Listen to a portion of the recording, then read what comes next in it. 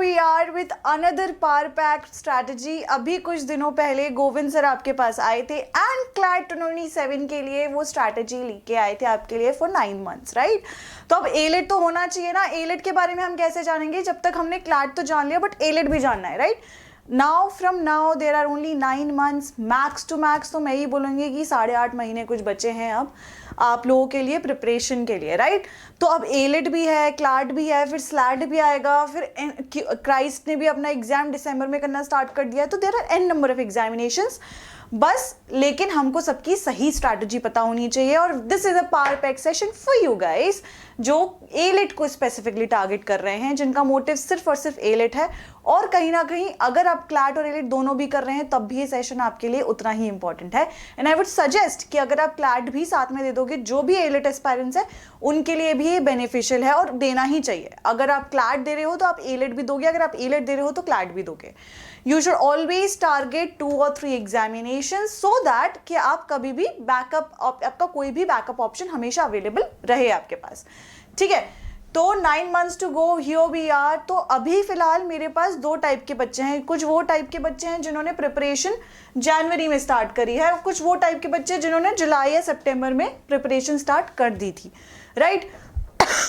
तो these are 2 kind of kids that I have right now।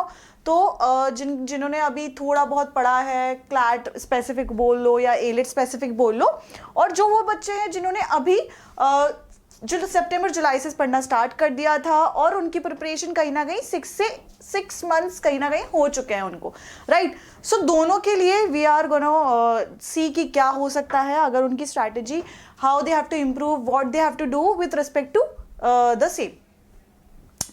तो अगर मैं बात करूं कि जनवरी स्टार्टर्स की, जिन्होंने जनवरी में पढ़ना स्टार्ट करा था, उनके लिए अगर मैं बात करूं तो यस, उनके बेसिक्स थोड़े क्लियर होने लगे हैं, ठीक है। They are thorough with their basics.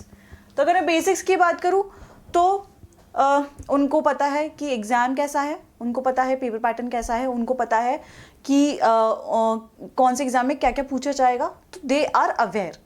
ऐसा नहीं है कि वो एकदम से मुंह उठा के अब देखने वाले हैं पेपर को, राइट। तो they are like pretty much I would say कि थोड़ा बहुत prepared with respect to the examinations, be it CLAT be it AILET. अगर मैं एलेट के लिए स्पेसिफिक बोलूँ तो येस, नाउ दे नो कि क्या इंग्लिश में आना है, लीगल में क्या है, लॉजिकल रीजनिंग क्या है। At least they know their solid subjects, ठीक है। बट ऐसा नहीं है कि पूरा उन्होंने सब जान लिया है, राइट। 3 महीने में सिलेबस भी उतना कंप्लीट नहीं होता, और असली बात यह भी कि आप थोड़े से जानते हो सब्जेक्ट्स को। बट जैसे मैं बात करूं कि अगर मैं बोलूं कि एनालिटिकल में बच्चा बढ़िया हो गया होगा तो अभी भी उतना प्रो नहीं हुआ होगा, राइट। सो यस, कह सकते हैं कि अभी तक बेसिक्स थोड़े फॉर्म हो चुके हैं। जीके का बैकलॉग हो चुका है 3-4 महीने का, ठीक है। करंट अफेयर्स अगर अभी तक आपने स्टार्ट नहीं किया तो 3-4 मंथ्स का करंट अफेयर्स होगा जो अक्यूमुलेटेड हो गया होगा। अगर आपने प्रिपेयर कर लिया है वेल एंड गुड, अगर आपने प्रिपेयर नहीं किया है तो वो बैकलॉग ही चल रहा है, राइट। अभी तक आपके पास एक limited number of mock exposure होगा। So with respect to CL students also अभी तक प्राइम मॉक, क्लैट, एलेट 1 ही हुआ है, राइट।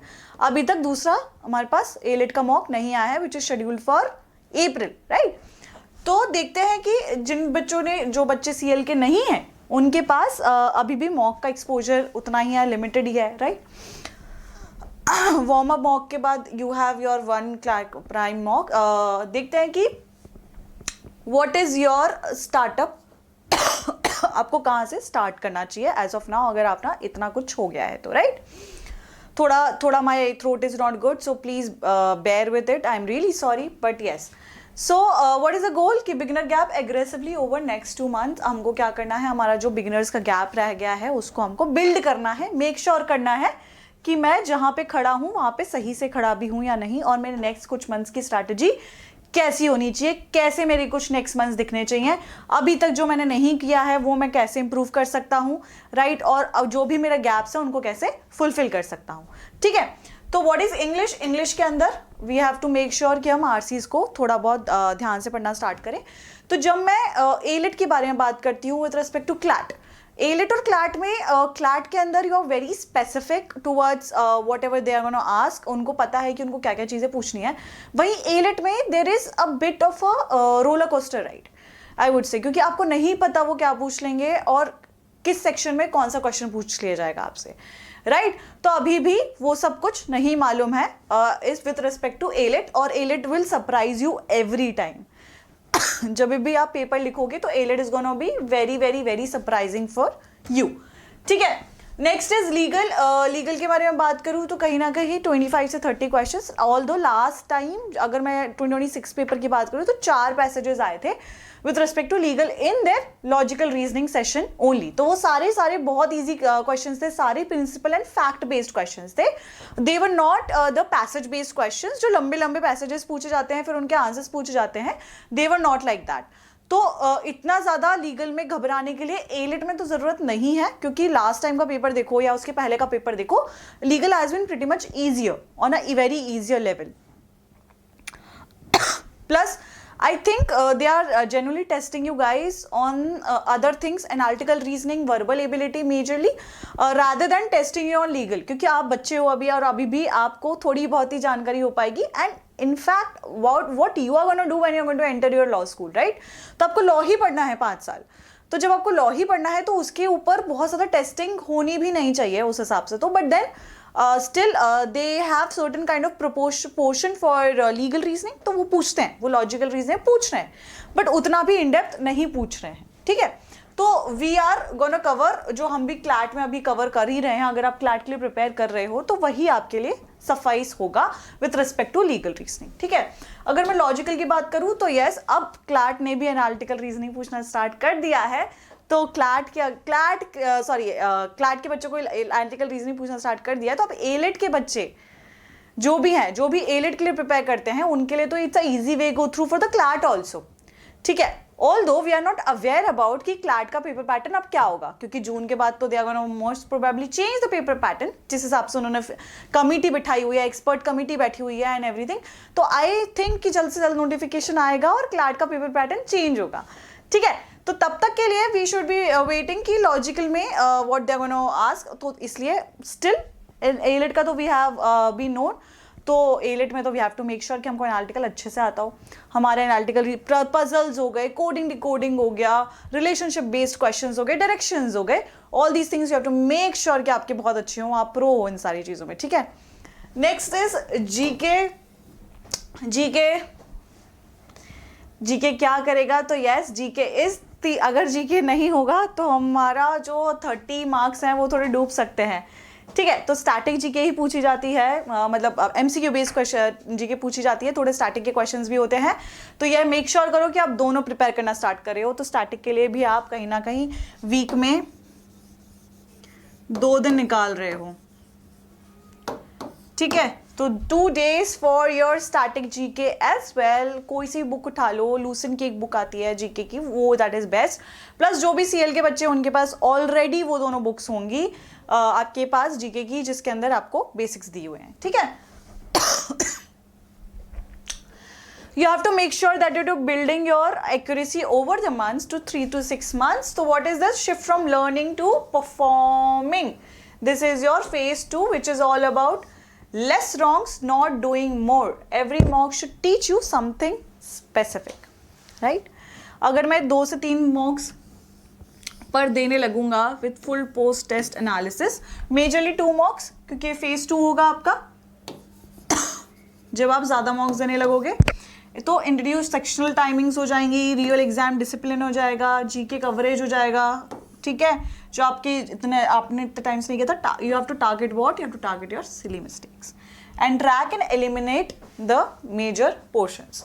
इक्वलाइजेशन स्टेज होगी, द फाइनल पुश होगा, जहाँ पे आपका सारा सिलेबस हो गया होगा, इंटेंसिव मॉक्स हो गए होंगे और जीके भी कंप्लीट हो गया होगा लास्ट 3 months बाय नाउ, ठीक है? तो ये आपकी स्टेजेस हैं। एट दिस स्टेज आपकी trajectory should be good. Now September and July starters के लिए वी आर हियर। उन्होंने सिलेबस पूरा कंप्लीट कर लिया है, मल्टीपल मॉक्स दे चुके हैं, अभी प्लेट्यू फेस पे हैं। This is your real challenge. Marks कहीं ना कहीं एक रेंज पे जाके स्टक हो चुके हैं, राइट? और वहाँ से वो आगे ही नहीं बढ़ पा रहे हैं, उनको पता ही नहीं कि इसके आगे क्या करना है, ठीक है? आपको मेक श्योर करना है कि आप ये सारी चीज़ें, आप डीप मॉक एनालिसिस कर रहे हैं। आपको पता होना चाहिए कि आप कहाँ गलत जा रहे हैं, कहाँ सही जा रहे हैं, किधर आपकी गलतियाँ हो रही हैं, what are your weaker points, what are your stronger points, where you have to work, where you don't have to work. You should know everything. After every mock, identify which section dragged your score and exactly why. Label each error, silly, conceptual or timing. Everything should be marked. Fixed drop zones कि अगर legal tricky passages आ रहे हैं, logical speed हो रही है, under pressure हो रही है, इंग्लिश में इंटरफेरेंस आरसी हो रहा है, देयर वेयर रैंक्स आर 1 और लॉस्ट. ठीक है. देन 1 मॉक्स पर वीक तो फॉर श्योर जो मैंने बोला ही कि आपको दे देने चाहिए, आप तो स्टार्ट कर देना चाहिए 1 मॉक पर वीक अगर आप एलेट स्पेसिफिक भी टारगेट कर रहे हैं तो. Then goal is to push your average score towards your top tier score. तो लेट मी टेल यू, अगर आप कहीं ना कहीं अब 65 रैंक्स में नहीं आते हैं तो आप NLU दिल्ली नहीं पहुंच पाएंगे. समझ रहे हैं? समझ आ रहा है? ठीक है. तो it is a tough race जहाँ पे आपके कॉम्पिटिटर स्टूडेंट्स आर कहीं ना कहीं 15K to 18K, which is a much laser crowd for other NLUs. जो क्लैट के थ्रू बैठते हैं वहाँ पे हमारा क्राउड कहीं ना कहीं 65K है अप्रॉक्स क्लैट के थ्रू. ठीक है. ये आपका क्राउड है. आपको इस क्राउड में से इतनी रैंक लानी है, इस क्राउड में से आपको रैंक लानी है 1500K के अंडर, 1500 के अंदर. तो it is a tough fight. अगर मैं सीट्स के बारे में बात करूं तो it is a very very very tough fight. तो यू मेक श्योर कि you are actually not an average person, but yes if you really want to go you have to be in the top. ठीक है. Then you have to build, you have to make sure आप 3 to 4 मॉक्स दे रहे हैं. Same strategy जो बाकी बच्चों के लिए for the next months, coming months, last 2-3 months. Make sure करिए कि आप बहुत सारे मॉक्स दे रहे हैं. आई वुड सजेस्ट 4 से 5 वही बच्चे दे पाएँ जिनसे मॉक एनालिसिस परफेक्टली हो रहा था. अगर वो मॉक एनालिसिस नहीं कर पा रहे हैं तो 2 to 3 मॉक्स वुड बी बेटर. अगर सिर्फ आप एलेट टारगेट कर रहे हैं तो. अगर आप एक क्लैट भी टारगेट कर रहे हैं तो फिर इसमें क्लैट के मॉक्स भी जुड़ जाएंगे. ठीक है. High frequency testing, stimulate exam condition, builds mental stamina. Same strategy every test. No experimenting now. आप कोई एक्सपेरिमेंट नहीं करोगे. लास्ट फेज है आपका. ये हम लास्ट फेज के बारे में बात करें. Lock in your section order. फिर एक्यूरेसी ओवर अटेम्प्ट्स के लिए हम क्या करेंगे? ज़्यादा से ज़्यादा अटेम्प्ट करेंगे. राइट. 85% एक्यूरेसी के साथ विल बी अटेम्प्टिंग. 70% एक्यूरेसी, मतलब mostly majority of the accuracy के साथ हम बात करेंगे. Moving on. 2 parts, different play books. January starters, September starters. ये मेजरली अगर यही table, this is what table I have explained. January starters would be more focused, building concepts, focused, optimized performance. इनका GK cover backlog, revise and retain. Mocks start slow, mocks already intensive. Goals break plateau. Goal catch up. Risk is falling behind. Risk is stagnation. ठीक है. Same destination, different routes. The common success factors would be your mock consistency, GK revision, accuracy under pressure. आप under pressure कितना अच्छा perform करते हो, इससे आपका पूरी जर्नी डिसाइड होगी. ठीक है. Mistakes that cost ranks, ignoring GK. एक और point I like to add.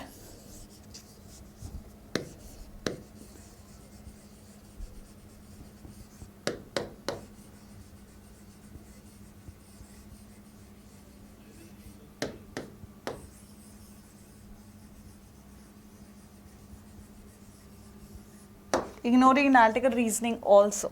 ठीक है. तो यस, ये आपको नहीं करना है. स्किपिंग मॉक एनालिसिस, बर्नआउट और inconsistency.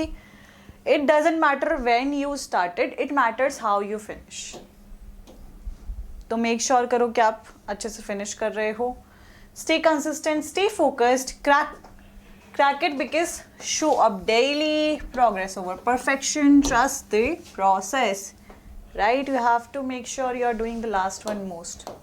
You have to make sure कि किसी और बच्चे के अच्छे मार्क्स आ रहे हैं, मेरे नहीं आ रहे. क्यों नहीं आ रहे? इस झमेले में नहीं फंसना है. मेरे भी आ जाएंगे. Trust the process, right?